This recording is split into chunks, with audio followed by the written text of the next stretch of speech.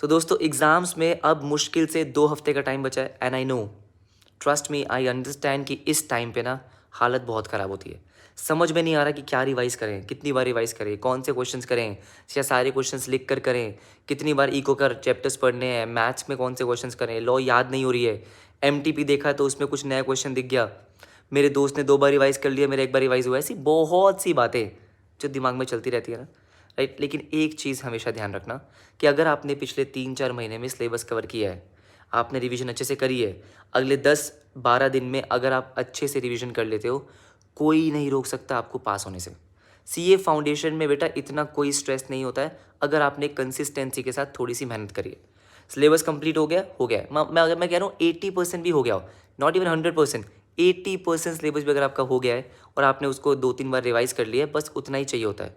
इस टाइम पे आपको अकाउंट्स के सारे क्वेश्चंस नहीं करने हैं, सिर्फ इंपॉर्टेंट क्वेश्चंस करने हैं, इंपॉर्टेंट एडजस्टमेंट्स को देखना है, इको के चैप्टर्स को सुनना है, वन शॉट देख लिया, राइट, ठीक है। मैथ्स में कुछ क्वेश्चंस कर लिए, लॉ को बार बार रिवाइज कर लिया, कुछ राइटिंग प्रैक्टिस कर ली। आपको एक एक दिन को प्लान करके चलना है, घबराओ मत, ठीक है। नेक्स्ट 10 to 12 डेज आपके लिए बहुत इंपॉर्टेंट है।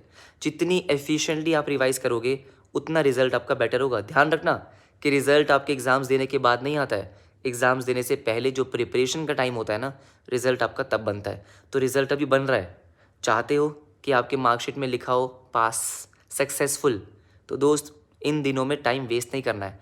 टेंशन लेके कुछ नहीं होगा, इसको स्ट्रेस देके कुछ नहीं होने वाला है। शांत रहो, अपने आप से बार बार ये बोलो कि भाई मेरा एग्ज़ाम तो अच्छा जाने वाला है, मैंने तो प्रिपरेशन अच्छे से कर ली है, मैंने चैप्टर्स कवर कर लिए, 2 से 3 बार रिवाइज कर लिया है, मेरा एग्ज़ाम 100% अच्छा जाएगा, मैं पक्का क्लियर कर रहा हूँ, पक्का क्लियर कर रही हूँ। घबराओ मत, एग्ज़ाम्स टफ नहीं आएंगे, जो क्वेश्चंस आपने करे हैं उसी में से आएगा। कोई नए क्वेश्चंस नहीं करने, जो पहले पढ़ रखा है बस उसी को रिवाइज कर लो, ठीक है। वन शॉट्स देखने हैं, वन शॉट्स देख लो। नोट्स आपके पास पे हैं, नोट्स बहुत इंपॉर्टेंट है, अगर नोट्स आपके पास में है तो नोट्स पढ़ लिए। अब बात समझ रहे हो। लेकिन घबराओ मत, अपनी प्रिपरेशन किसी और से कंपेयर मत करो कि उसका इतना हो गया मेरा इतना हुआ। बेटा सबका बहुत अलग अलग जर्नी होता है, किसी को एक बारी में पढ़ के समझ में आता है, किसी को 2 बारी में पढ़ के समझ में आता है। तो आप अपना देखो, सिलेबस हो गया, 2-3 बार रिवाइज कर लिया, कॉन्फिडेंस आ रहा है बस। कोई एक आधा क्वेश्चन नहीं बन रहा तो उसको लेके टेंशन मत लो, राइट एवरीवन। घबराना नहीं है, जो आपके नेक्स्ट फ्यू डेज हैं आर वेरी इंपॉर्टेंट, उसको अच्छे से रिवाइज करना है। एंड दोस्तों एग्जाम्स आपके अच्छे ही आएंगे, जो अभी आप पढ़ रहे हो ना उसी में से आएगा, पक्का उसी में से आएगा। हाँ जी बिल्कुल सही, राइट। तो all the very best, next 10 to 12 days बहुत अच्छे से रिवाइज करो। हमारे चैनल पे लाइव रिविजन चल रही है, अगर आप अटेंड करो तो बहुत अच्छी बात है। नोट्स आपके पास है, नोट्स पढ़ो, जहाँ मर्जी से पढ़ो, लेकिन अच्छे से पढ़ो, ठीक है।